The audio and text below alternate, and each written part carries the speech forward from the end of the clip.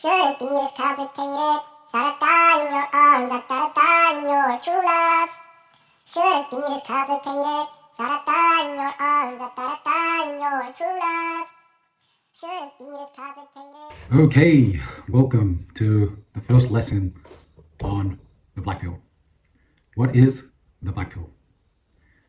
Basically, the black pill is it's not just being a doomer. It's not like a lot of people might say. It's like just being a doomer, being depressed about the world. The black pill actually has its roots in what we call genetic predeterminism, loosely, and it's connected to genetic predeterminism, and that life is not fair as a result because you don't choose your genetics and you can't actually change your genetics. Aside from epigenetics and that. So you can't change your genetics, and your genetics is connected to your looks, your personality, and psychologists say your personality is pretty much locked in by the age of 5. So by the age of 5, whatever your personality is going to be, that's how it's going to most likely end up, and you can't change that. And so your looks, your personality, your genetics is going to control your lot in life, like how good you are at everything. So for the first lesson, which I'm going to try to bang this out in 10 minutes. The first lesson, we're going to use looks as a case study to explain the dynamic of the black pill, and how it relates to you, the world, and the engagement between the two, you and the world. So first, the halo effect, obviously. The better you look, the better that you're treated. And the worse you look, most likely the worse you're treated. And so it doesn't just end there. Like, you see people that are better looking getting away with bad behavior. You see people that are better looking being treated better. You know that the taller you are, the more respect you command. And this is something that you can't even change. So, and that's the black pill. Like, you can't change it. The most brutal part of it is that people attribute your bad behavior to your bad looks. But the most brutal part isn't just that you're treated worse because of your looks. The worst part is that people look at you as a worse person because you have bad looks. And I'm going to explain why. And I'm going to explain why better looking people actually do turn out to be, there's a positive correlation between good personality and good looks. Looks and personality. So there's a positive correlation. And I'll show you why this is a black pill. So you take someone that's good looking from birth, they have good looks, and they're treated good by the environment. So they get positive reinforcement, and this creates a snowball effect throughout their entire life, where they get positive reinforcement as a result of their looks, and then there's like a confirmation bias. There's a positive feedback loop that in turn affects their behavior to get better and their personality to get better. So they're pretty much groomed to become a person with a good personality. And where did that start? With their looks. Take a person with bad looks. They're treated negatively. When they speak to people, they get a coldness, or they feel they get a bad response, or they see that people bully them as a kid for no reason. So this reinforces negative assumptions about the self, and they have a worse personality as a result. Maybe they're shy. Maybe they become more belligerent as a result. And that all started at the beginning with their looks and with their genetics. And then on top of that, when people see that they're ugly, when they come across an ugly person, they'll say, it's not because you're ugly, it's because your personality was bad. Well, one influenced the other. Also, it becomes an even more brutal black pill once people start assuming just because you're ugly, you're a bad person. Or they say you have it's not your looks that people are treating you bad for, it's your personality. And that's not how it happened. That's not how they happen to have a bad personality. Even if they have a good personality, because of the halo effect, they're not going to be seen for their personality. Like, I mean, when you think of a person, you think about how they look. You don't. It's not like you don't have like this personality synesthesia where you imagine their personality. Like, it's almost not it's not even a real thing. It's a complete cope.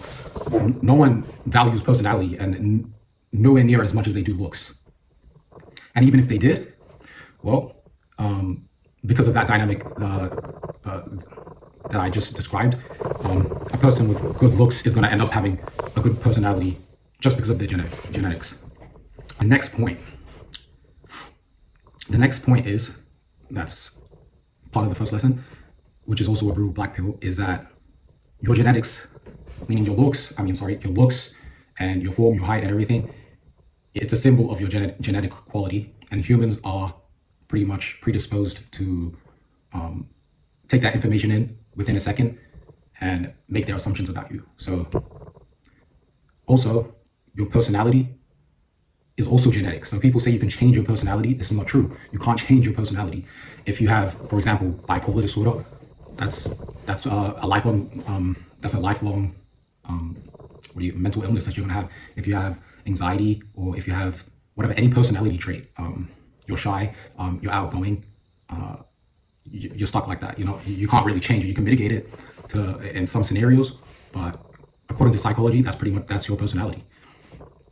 And you can pretty much plug those aspects back into the dynamic that I mentioned earlier, and that pretty much proves the black pill. And it also explains why better looking people are favored in society, or why better looking people have better personalities. It is true, better looking people and people with better genetic quality are favored. Like, it's just a code to say that everyone's equal, and you know, the life's fair. And that is the black pill, that life isn't fair.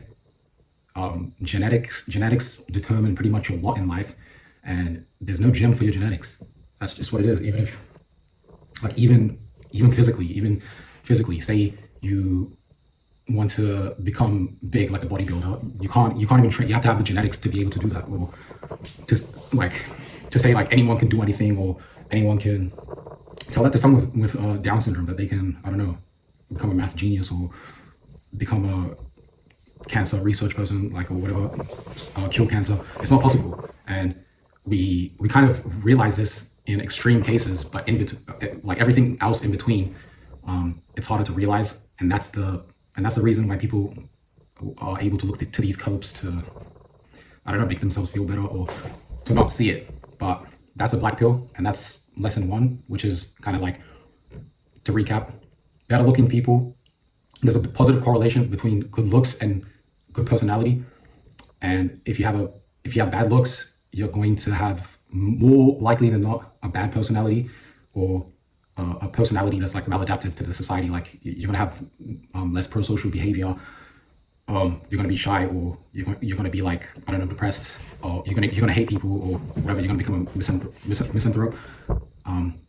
And that is because of the negative feedback you're gonna get from your environment, which was caused by your genetics. And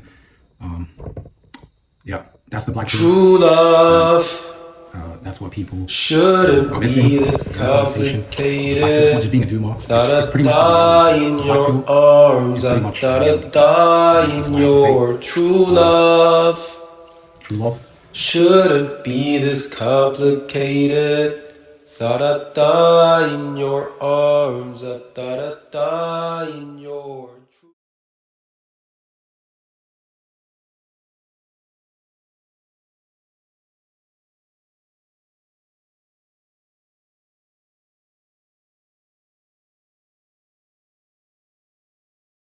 And I'm half Indian, bro. I do this shit for all my Indian brothers. All my Indian brothers living out in shit and piss, bro, and